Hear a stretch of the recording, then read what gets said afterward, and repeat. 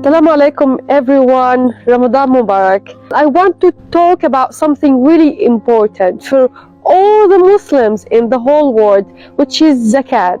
As we all know, zakat is something really important for all the Muslims, and we are here in Gaza still suffering even after the ceasefire. A lot of people died, and a lot of people here in Gaza is still suffering from starvation, from killing, from a lot of things. The borders are closed and there is no essential help for the Palestinian, especially in Gaza.